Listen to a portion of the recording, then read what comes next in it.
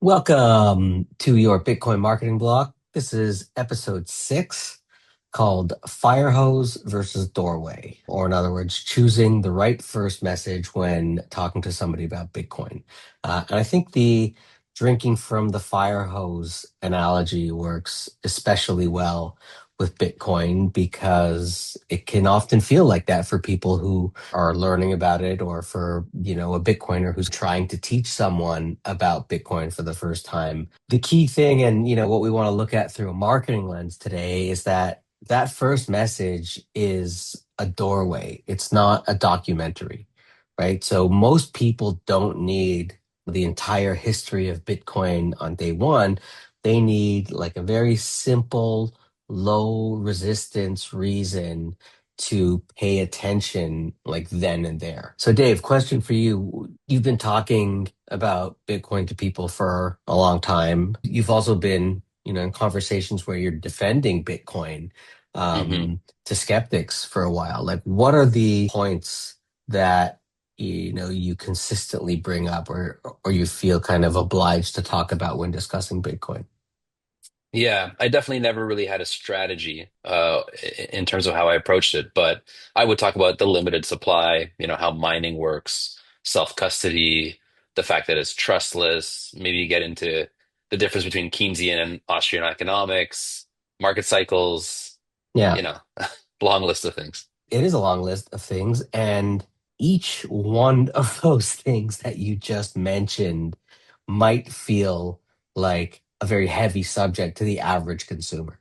When you think about the capacity for understanding that the mass market has and bringing up all those things at once, like information overload is what happens, and information overload feels like work. It doesn't feel like discovery.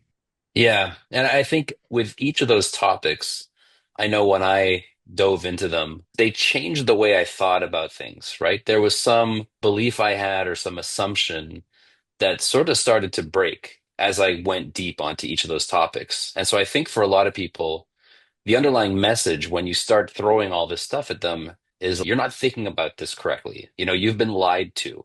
The way you look at the world is wrong, right? And so the feeling for them is just they're feeling threatened, right? Their Yeah. worldview is being threatened in real time. And so it's really about restraint, right? It's about knowing maybe there's something where they do have a bit of a question or something where they feel like, yeah, something's not quite right about this, or I've always wondered about that. And if you can identify what that is, you can pull on that thread, and then, it's much more likely to have them kind of come to you. That's what we spoke about in our last episode, which was the importance of relevance, right, between the message and the audience. And like you brought it up, a lot of these subjects can feel very threatening to people because of their existing Mm, beliefs.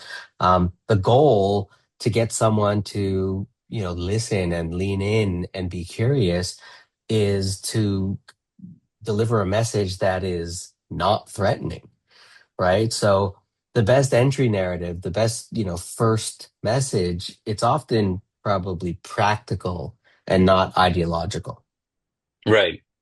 Like, you're talking to a parent, they're going to Yeah. care about saving for the future. You talk to a retiree, they'll care more about preserving their wealth. If you're talking to a person who owns a store, a merchant, they'll already have experienced issues with like payment processing or fees associated with accepting different types of money. So in that, right, lies sort of a clue as to what the right approach may be, and what avenue you want to go down in terms of your argument. Right. And something practical and not like the entire financial system is collapsing. And, I think good marketers understand all of that and they understand that the process to learn is a journey, right? It doesn't happen at once. You need to earn a consumer's permission for deeper learning over time. And through that permission, you can do what's called sequential messaging, where Mm, you give them almost breadcrumbs and lead them along the path. The goal, when marketing Bitcoin, it's that first message needs to have that emotional resonance that forms a connection.